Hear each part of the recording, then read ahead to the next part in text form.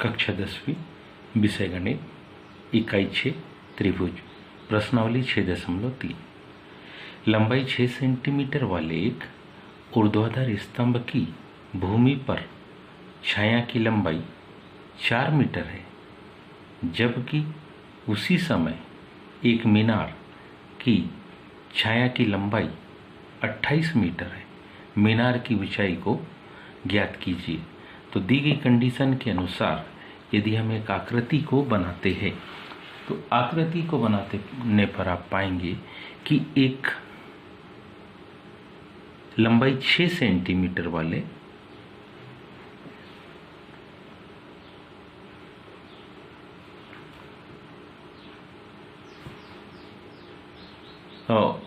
ये 6 मीटर वाले कंडीशन को देखिए। एक आकृति अपन ने बना दी, मान लो ये 6 मीटर है और उसकी ये छाया की क्या है, लंबाई है। ये थी 6 मीटर और उसकी छाया की लंबाई कितनी थी, 4 मीटर। दूसरी आकृति इसी में जो बना रहे हम, उसी समय एक मीनार की छाया की लंबाई, मीनार की छाया की क्या दी है, लंबाई दी है। हम ये नहीं जानते कि मीनार कितनी ऊंची है, लेकिन ये जरूर जानते हैं कि मीनार की जो छाया की लंबाई है वो कितनी है, 28 मीटर। ये छाया की लंबाई कितनी है, 28 मीटर, लेकिन हमको ये ऊंचाई पता नहीं है।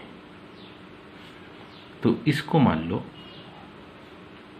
ABC कह दिया और इसको मान लो अपन ने क्या कह दिया, DE और F कह दिया। अब ध्यान से देखिए, सबसे पहले हम जो लिख रहे हैं उसे समझेंगे। अब ध्यान दीजिए, हम मान ले रहे, माना, या हमने माना क्या कि DE बराबरी से जो लंबाई थी इसकी 6 मीटर ऊंचा क्या है, स्तंभ है, तथा EF कितना, 4 मीटर। ये जो EF बनाया अपन ने, ये कितना, 4 मीटर। उसकी क्या है, छाया है। EF छाया है कितने, 4 मीटर। और माना AB बराबरी से कितने मीटर, H मीटर ऊंची क्या है, मीनार है। AB H मीटर ऊंची मीनार है और BC 28 मीटर लंबी उसकी छाया है, तथा BC बराबरी से 28 मीटर लंबी इसकी क्या है, छाया है। सबसे पहले हम इन दोनों त्रिभुजों को समरूप सिद्ध करेंगे। समरूप सिद्ध करने के लिए हमारे पास पर्याप्त कारण है, क्योंकि हम जानते हैं मीनार भूमि पर 90 अंश का कोण बनाती हुई खड़ी है और साथ ही छड़ी भी भूमि पर कितने अंश का, 90 अंश का कोण बना रही है।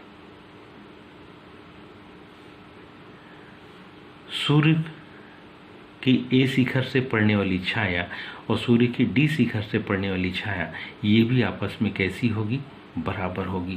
कारण क्योंकि एक ही समय पर जो सूर्य का कोण होता है वो एक ही जैसे एंगल से कोण बनाएगा। तो इन्हीं दोनों जानकारियों को हम यहाँ लिखेंगे कुछ इस प्रकार से। पहली जानकारी हम लिखे क्या कि कोण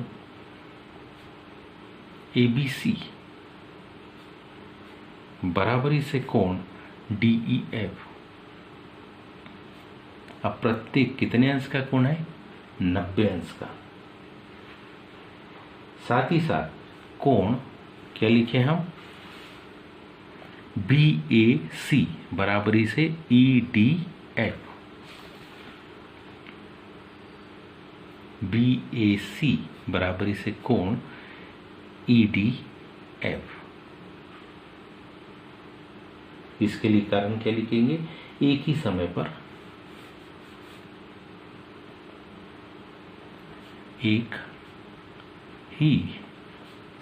पर सूर्य का कोण है।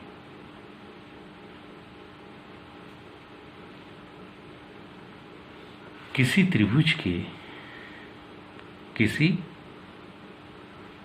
के कितने?